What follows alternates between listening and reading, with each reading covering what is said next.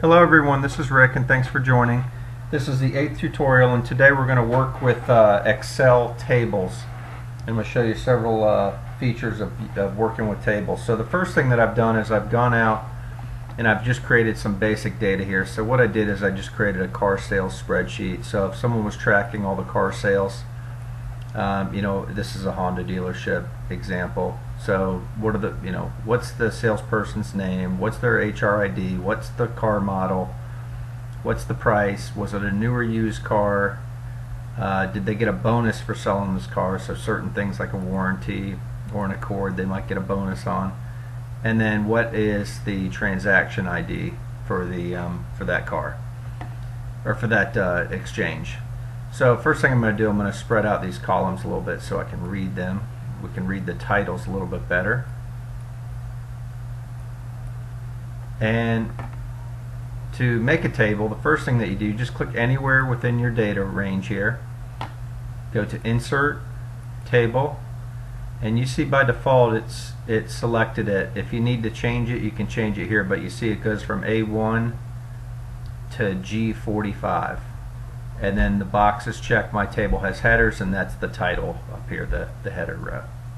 Okay, so I say OK, it automatically creates a table. So with that, a couple quick things are, you notice right away it created a Table Tools button up top here. So when you go and click on Table, you click anywhere within your table, click on Table Tools, and you'll get several options with regards to tables. For example, if we wanted to change the design of it from the default color over to green, or any other number of colors that we have here. Okay, so we'll just go ahead and make it black and white. Keep it simple. Okay, so a couple quick things that I want to show you are down at the bottom here. If as tables change, you don't want to be locked into that original table size. So if you want to add a row at the bottom, just click in the very last cell, click Tab, and you automatically add a cell. And what I'm going to do here, I'm going to go ahead and add a duplicate row intentionally to show you how to remove duplicates later in the session here. Okay, so if you notice, I'm just copying a row from up top here. I'm copying this row right here. So I intentionally created a duplicate. Now, if I would like to add a column, all I would need to do is start typing. So let's, I'll make up, a column. I'll call it commission. And you see what happens. It automatically creates a column in the table itself.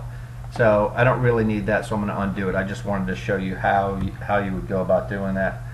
Likewise, you can go ahead and add a column here in the middle or row through the normal functions, and it will add it right within your table. Okay, so another thing I want to show you is removing duplicates. So again, we click on the Table Tools option and we go to Remove Duplicates, and you see you have all these options here. So we don't want to remove the duplicate salespeople because we're showing all their entries. We don't want to remove HRIDs. So what we want to do is we want to remove duplicate transaction IDs. So what we do is we uncheck all of the columns that we don't want to sort on or key on for duplicate rows or duplicate values. And now I just say OK. And you see what happened. One duplicate value is found and removed, 44 unique values remain. So now if you notice, that very last one is gone. We had row 46 there and transaction 42 was removed. So if someone accidentally puts something in the table twice, it's not a big deal. One other quick thing I want to show you here is you can, with the tables, you can sort any way you'd like to. So for example, I can click on the pull down menus here.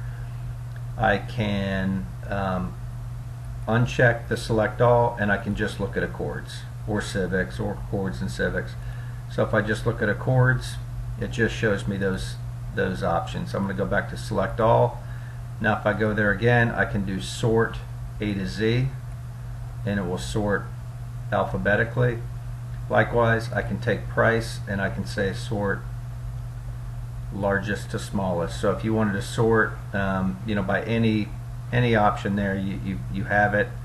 Let's see what else. I think the last thing that I wanted to show you is if you don't want your table set up anymore in a table format, you can go back to Table Tools and then just click on Convert to Range, and it will convert that information back into a normal format.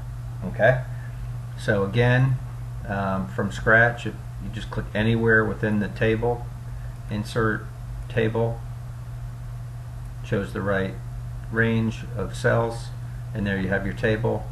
And the last thing that I want to show you is when you do need to edit your tables, you want to click anywhere within the table and you'll have that Table Tools option up top automatically.